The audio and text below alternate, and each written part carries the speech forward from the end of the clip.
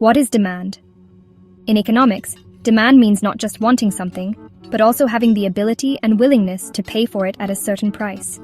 For example, many people want the latest smartphone, but only those who can afford it and are ready to buy actually create demand.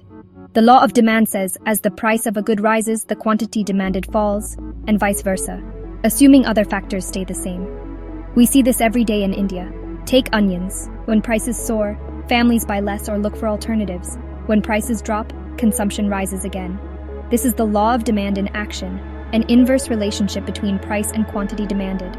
The government often intervenes when prices of essentials like onions spike, imposing price controls or importing more to stabilize the market. These actions show that demand isn't just theory, it's a real-world issue that affects everyone and often requires policy intervention. Understanding demand helps us see how markets work and why prices change. It's the first step in understanding the economic decisions that shape our daily lives. Whether you're a policymaker or a consumer, knowing how demand works is crucial. The law of demand is the foundation for understanding market behavior.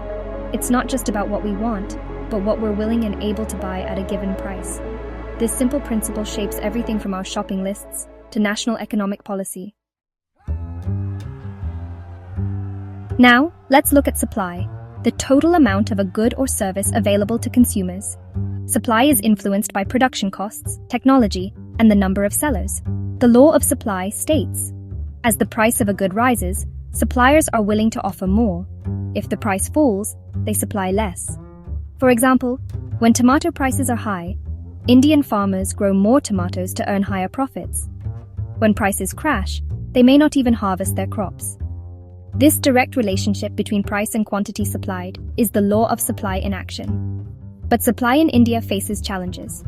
Poor storage, weak logistics, and transportation issues mean much produce spoils before reaching the market. Even with a good harvest, these bottlenecks can keep prices high for consumers and low for farmers. This mismatch highlights a major structural problem in our economy. Improving supply chains is essential for stable prices and farmer incomes. Supply is the other half of the market equation, and its challenges are central to India's economic story. So how do demand and supply decide the final price? It happens at market equilibrium, where the quantity buyers want equals the quantity sellers offer. The equilibrium price is where the market clears. No shortage, no surplus. Think of your local Kirana store.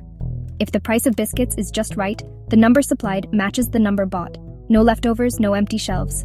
But if demand exceeds supply, there's a shortage, like during the COVID-19 vaccine rush. If supply exceeds demand, there's a surplus, like unsold mangoes after a bumper crop. The government often steps in to correct these imbalances, especially for essentials. During shortages, it may control prices or ramp up supply. During surpluses, it might buy excess produce at a minimum support price. Market equilibrium is the ideal, but real life often needs a guiding hand. These interventions help maintain stability and protect both consumers and producers. Understanding equilibrium helps explain why prices fluctuate and why policy action is sometimes necessary.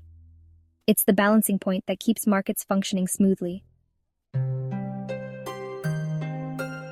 Let's talk about elasticity. How much demand changes when price changes. Price elasticity of demand measures this. If a small price change causes a big change in demand, it's elastic.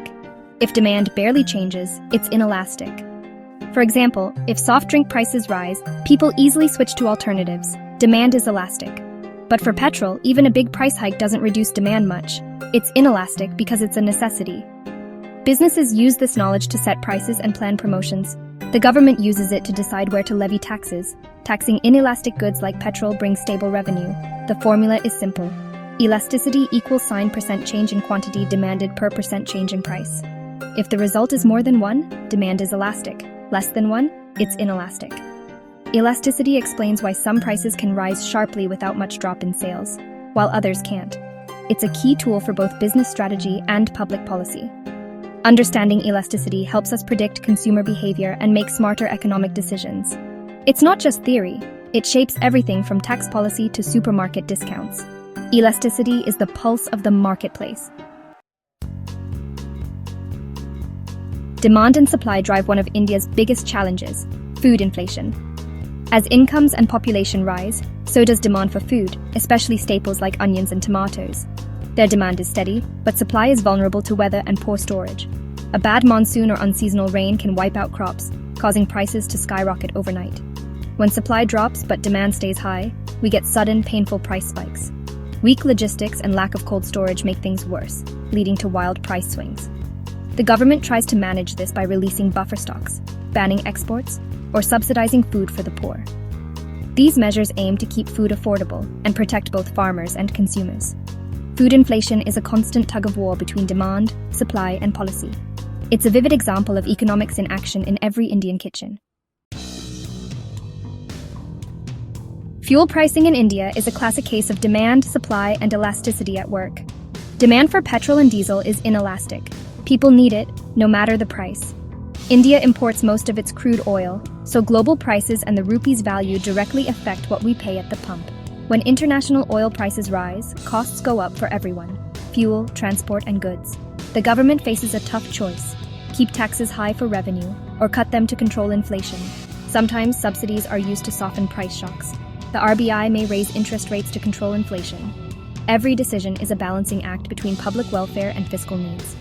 Fuel prices show how global markets, domestic policy, and consumer needs are tightly linked. The price at the pump is shaped by forces far beyond our local petrol station. It's a daily reminder of the complex interplay between economics and policy. Demand, supply, and elasticity aren't just theories. They shape our daily lives and government policies.